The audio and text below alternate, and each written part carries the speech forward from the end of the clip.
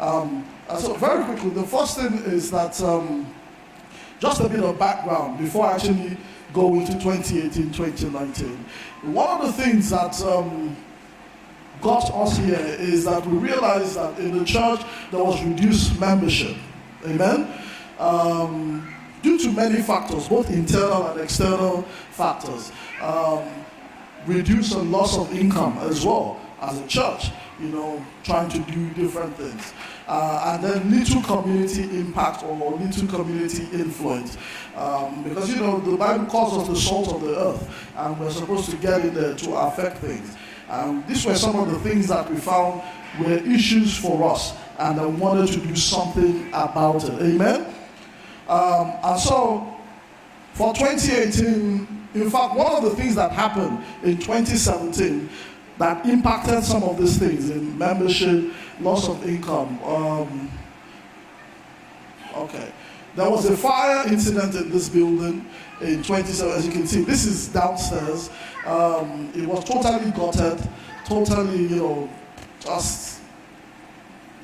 So as you can see, this caused a whole lot of, in fact, for a whole year, we couldn't use that bed. So you can imagine the income from that place totally gone. So these were some of the issues that we faced that brought us to the brink of 2018, and we wanted to fix some of these things, okay? So in 2018, 2019, part of the vision, there were 3 objectives that we had that we wanted to do something about. The first of them is to put structure in the way that we operate as an organization. Because we realize that if we're going to retain our membership, if we're going to retain people, if we're going to, even make sense of the little money or income that we have, our operations need to be tighter. The second thing was to build confidence of people in the church. One of the things that we found back then was that some people were not proud of their church. Because it's not really by flyers or that people come to church. It's if you invite your friend and tell them come to my church, they will come. So one of the things we planned to do was to build the confidence of people so that they did that, and also build the capacity of members and the different departments and the different teams in the church. Because once their capacity is built, they can operate more effectively. Are you following me? Okay, thank you very much. So these are just some of the things that we did, okay? In order to do some of these things, we started doing some things that seemed a bit foolish or not so scriptural. And the idea was to use these tools almost as a bait to do something else. So in terms of community influence, this event, for example, movie night at Easter, we got a lot of members of the community actually came in, which was a bit different. We weren't telling them to come to a deliverance service, for example, that they would have. We just said, come watch a movie. And from there, we were able to engage them and talk to them, that sort of thing. So, which was really useful. Aside from that, it was also useful for church members to work together and do something. In fact, before we did this, one of the things that we did was to have what we call a workers' training. Now, the interesting thing about it is many people have done workers' training for many years. In fact, the pastors and the deacons, deaconesses, they have done it. But to show their commitment to this, they retrain. But it wasn't really about the training itself. It was trying to get people to work together so that instead of having different teams in the church, we were one team working together. And that's really good because all that you see today is not one man doing one thing. It's everybody working together, putting in their all. And please, can you just appreciate every worker, every pastor, every deacon, deaconess, every member. Everybody's putting in their all. So this is one of the things that we did. The other thing we did, again, something silly, Easter egg hunt for the children. Again, this brought in community members who wouldn't normally have come to our church service. But this was not on a Sunday, and they just came in. But again, we were able to engage parents, and some of them have joined the church. Amen. Can we put our hands together for that?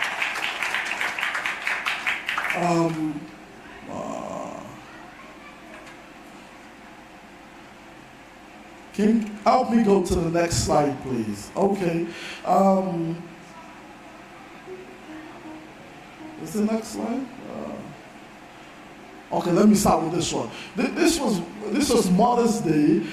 Again, the reason, and for some people may think, okay, it's just Mother's Day. But what was really interesting, I'm not sure if you can see the pictures, everything was organized by the men. Now, this is good because men usually just drop money and just step back. But you saw men serving the food, doing one thing or the other, and all of that. Again, it's building the community spirit within the church, and everybody's working together to deliver something. And they really gave the women a treat. It was fantastic. The women loved it. They gave them packs and all of this stuff. And so, again, this is one of the objectives. It builds their confidence in their church in terms of doing things with excellence. Amen? Please, let's put our hands together for them. And obviously, come June, Father's Day, the women retaliated and they even did much more. Please put your hands together for the women as well. Some of the things that we've been able to do, as a result of the fire, quite a lot of things were damaged. In fact, even our fire system was damaged. The whole alarm system was shut down. In fact, the electricity for parts of the building had problems. And so throughout 2018, 2019, what we've been able to do was to, refire all those things, refire safety training as well. In fact, all our, what do you call them now, fire extinguishers were all brand new because some of them have been obsolete. And this is, in keeping as well, making sure that the building is safe for everybody. Other things in terms of training that we've done, we upgraded our sound system. If you came here a year ago, you will be hearing something whilst I'm speaking. Yeah, that's what you'll hear. But now you can actually hear it. It's because we've upgraded the system. Not only that, we are training people as well. This is building their capacity. We're training them how to use state-of-the-art. So now we have a digital. I went in there the other day, and the thing just slid up by itself. I'm like, what's going on? Apparently, it's digital. You can even control it from an iPad. Fantastic stuff. So please, yeah, fantastic stuff. The lighting system is well upgraded, emergency lighting and all of that. I haven't got much time. Also, what we've been able to do this year, the picture, that's the before and after picture, as you can see. You would have thought that this was an abandoned building if you saw this a year ago. And in fact, people around there would usually help themselves in front of the church and just wee and do all sorts of stuff, drink and stuff. And that's because it did look like an abandoned building. So we gave it a facelift by the grace of God, yeah? And it's looking good, isn't it? Put your hands together for everybody that's involved in that.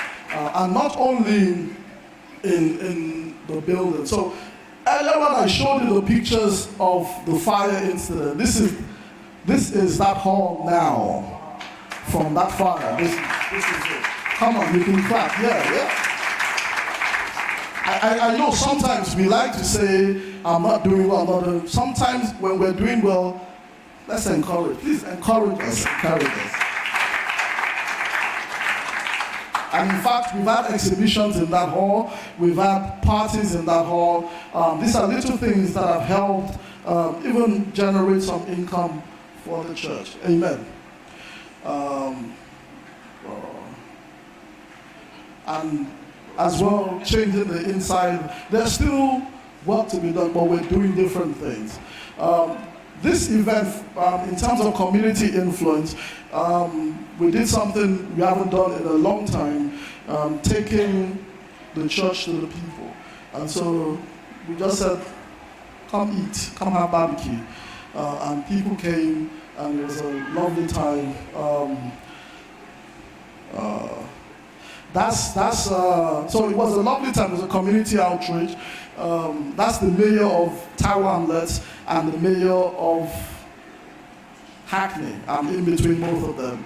And I'm the mayor of my house.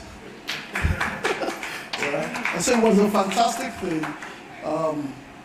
2018, 2019. So what next? What next? Let me round this up very quickly. We do not say that we've gotten there. We're not there yet. In fact, some of the things that we did try, we didn't get everything 100%. But one thing I can tell you is we're not where we used to be. Amen? Is that something to celebrate? Yeah? It's something to celebrate. Join with us in safety and upgrading. One of the things we wanted to do is summer now, you wouldn't notice it. In winter, we use this gas heaters. And so one of the things that we want to do is to totally get rid of them because it's been used for a long time and the fumes, when it's prolonged, not so good. Also for the children, it's a safety hazard. Children can touch it, it's an open fire. So that's what the church is currently trying to do. We want to get rid of that so we have proper air conditioning that will be suitable for the house, okay? So 2019, 2020, what are we looking forward to? Well, we're going to do the same three things that we did before in terms of putting structure to the way we operate. We're going to be looking at our services. Are we serving the people right? How are we doing that? Still building confidence in people as well, and also still building capacity. The choir going for training, the ushers going for this training and that, just equipping us to do that. But then we're adding one more thing to it. It wasn't really in our agenda last year because to grow our membership, that wasn't part of it.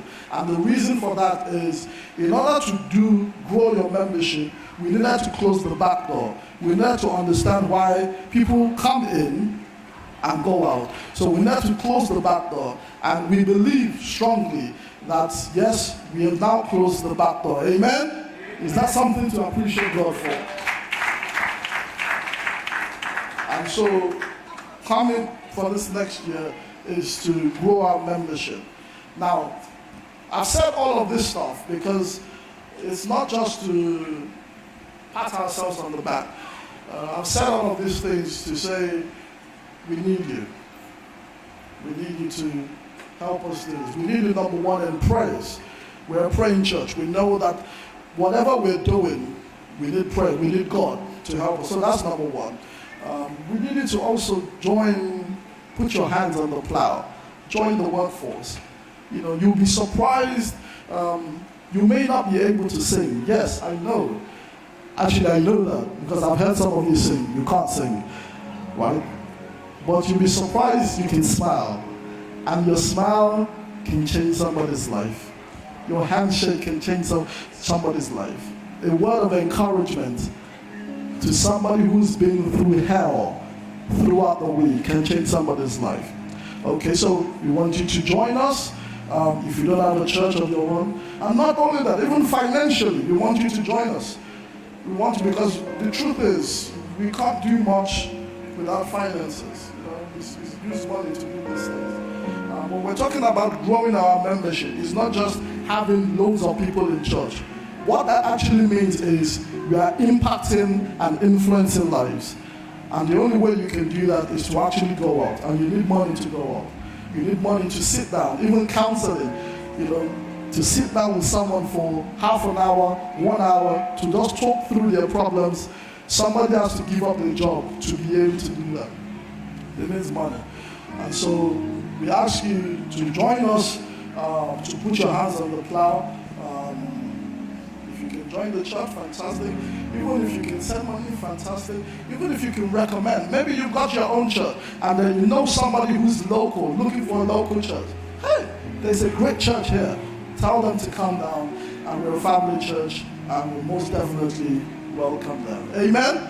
All right, so that's my year in review. Thank you very much. I know you're clapping, but really, it's to every pastor, every minister, every member, every worker that has made that possible. So please put your hands together for that. All right, very quickly, I want to introduce, as I'm not introducing, I want you to welcome, because by the time she steps up, you just look at her, man, you're like, my God, you'll be praising God for my father's life. Please put your hands together for Pastor Odeka, Makanjuola. Yeah? She's looking gorgeous, isn't she?